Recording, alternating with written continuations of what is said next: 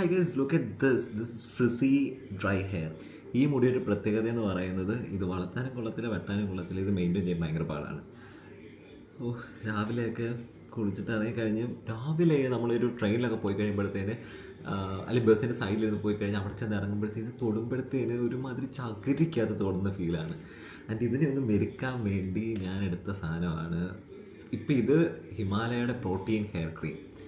ആദ്യം ഉപയോഗിച്ചത് ഞാൻ മറ്റേ പാരച്ചൂട്ടിൻ്റെ ആയിരുന്നു, പക്ഷെ അത് ഗുണമൊന്നുമില്ല. പക്ഷേ ഇത് പൊളിയാണ്. ഇത് ഞാൻ ഫ്ലിപ്കാർട്ടാണ് ആമസോണിലെങ്ങാണ്ട് ഒരു ഓഫർ സെയിൽ വന്നപ്പോൾ മേടിച്ചത്. അന്ന് എനിക്ക് നല്ല വിലക്കുറവിന് കിട്ടി. ഇതിൻ്റെയൊക്കെ മണം ഭയങ്കര അടിപൊളിയാണ്.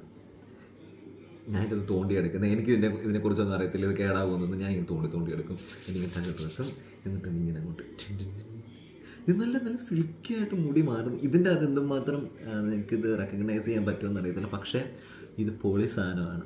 ഓക്കെ, ഇത് കുറേ നേരം നിൽക്കും നമ്മുടെ തലയ്ക്ക്, ആ ഒരു തലയ്ക്കെല്ലാം മുടിക്ക്.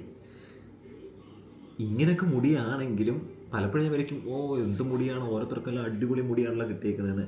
ബട്ട് സ്റ്റിൽ എൻ്റെ തലയിൽ മുടിയുണ്ട്, എനിക്കതാണ് വേണ്ടത്. അറ്റ്ലീസ്റ്റ് എൻ്റെ തല മുടിയുണ്ടല്ലോ. അങ്ങനെയാണ് കുറേ അമ്മമാർ ഇറങ്ങി പോകുന്നുണ്ട് തലേന്ന്, സ്റ്റിൽ കുറച്ചെണ്ണം എന്നോട് സ്നേഹം കാണിച്ച് ഇവിടെ നിൽപ്പുണ്ട്. ഇവന്മാരെങ്കിലും എനിക്കൊന്ന് രക്ഷിക്കണം.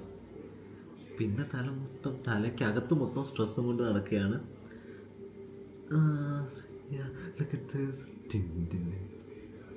ഒരുത്തരൊക്കെ നല്ല കേളി ഹെയർ കൊണ്ട് നടക്കുന്നത് കാണുമ്പോൾ എനിക്ക് കൊതിയാകും. ഇത് കേളി അല്ല, ഇത് എന്തൊക്കെയോ പോകുന്നതെന്ന് പറഞ്ഞപ്പോഴേ ഇറങ്ങിപ്പോകുന്നത്. ഇനി സത്യം പറഞ്ഞാൽ ഇത് മൊത്തം വലിച്ചു വരുത്തേക്കണമെന്നുണ്ട്.